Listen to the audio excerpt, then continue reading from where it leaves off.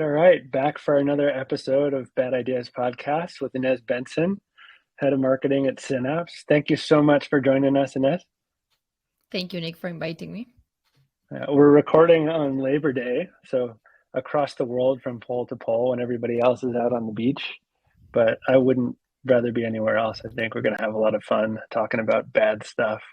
Hopefully we come up with some good stuff. So just to recap the process really quick, we'll take a look at this bad idea that neither of us has had any time to prepare for. So this is all kind of top of mind.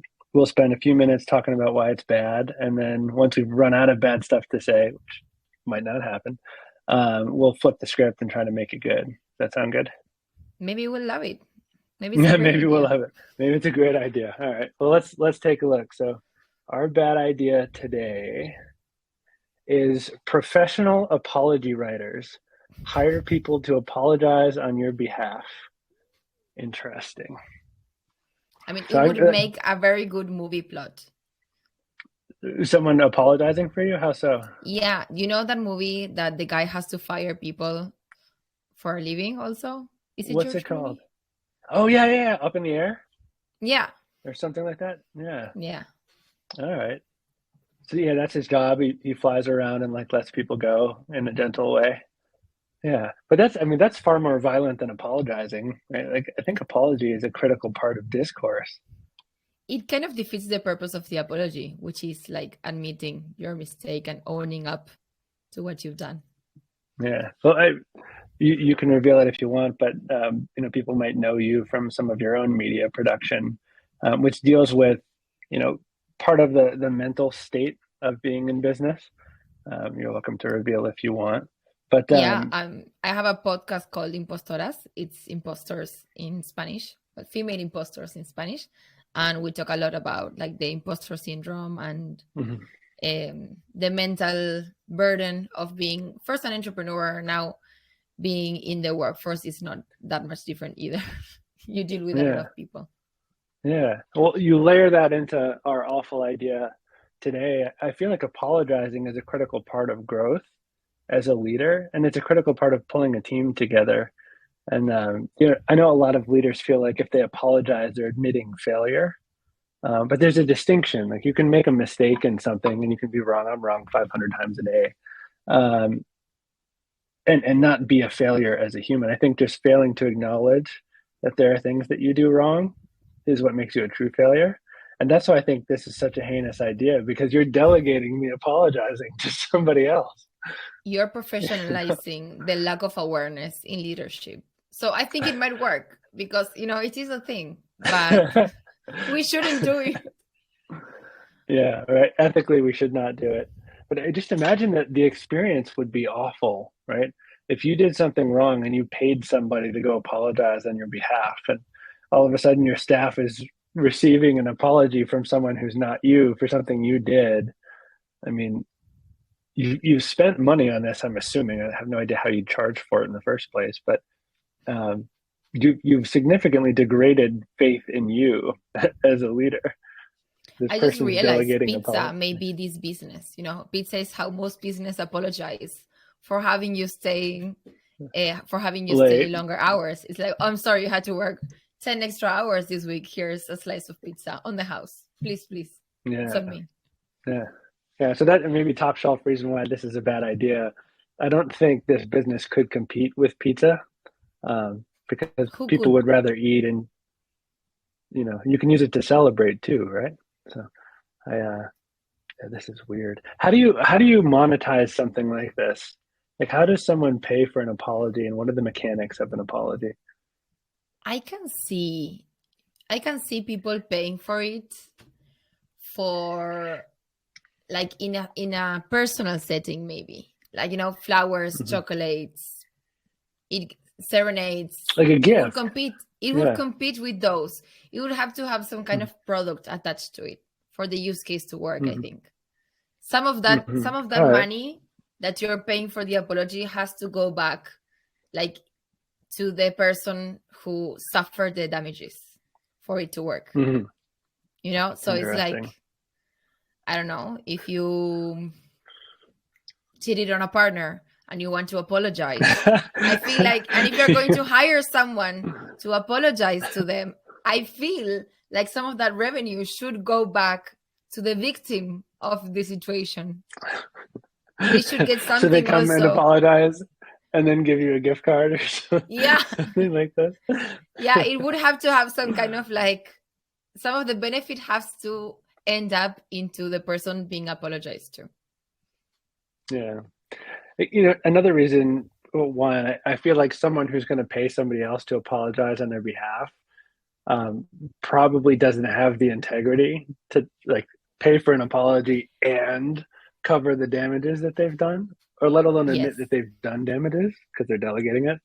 But I think your point is right. I think there's probably a lot of fear at the executive level to apologize and expose weakness. There probably would be demand, at least in some level, for something like this. I I don't think know. so. I think so. I think that it shouldn't be sold to the person who, to the, how can we call the person being apologized to? Like, let's call it the, I don't know, Victim. I mean, it's your the word. victim They're of the this victim. heinous crime. Yeah. Yeah. The victim, they don't have to know that this is an apology business. They have to be unaware that the perpetrator has purchased the services of the apology business. I think that's Mhm. part of it. So this isn't a well-dressed person showing up and reading a letter saying, "I've been told to I'm already, apologize to you on behalf of." this is already working in my mind in a different way. Like, I'm already for Yeah. this idea. I turned. I'm sorry. This is a great idea now. All right. All right. We're flipping the script. So it's a great idea. Let's develop it. Like, so we're marketing to executives then, right? Our target is, Okay. executives, people who are apologizing to their team. Is that what you think? Yeah. That's where you go? Okay. So Yeah. I executives, think, senior leaders. and it has to have some benefit to the victims. The victim doesn't have to know that they're being apologized to. Yeah. And what else can we say? What other requirements should it have for it to be? Because, like we already stated, that part of the problem with outsourcing an apology is that it defeats the purpose of the apology, that is taking Yeah. ownership of the mistake. So Yeah. it would be the opposite of coaching. It would be like a cover up, like the mobsters in movies, that they have this go-to person that covers up their crimes, and Yeah. like their concierge that arranges their messes. It would be like that, but for corporate. So the number one, asset that So, this company should be is like silent. okay. So a silent cover up partner in the form of apologies. Let's call it HR. I don't know. Hopefully there are no HR people watching this right now. I'm sorry, Uh, I'm not. I'm sorry, no, I'm not. yeah, no, I'm with you too. I think, especially in this market, HR is probably the most important function in business. It's just so hard to find really good people and keep them engaged with so many opportunities out there. Yeah. Um, Definitely not time to focus on apologies for executives. I see you have HR friends. Well, no, it's just, I mean, we're hiring like crazy and it's hard. Like people are making more money than they used to before. They're getting more offers.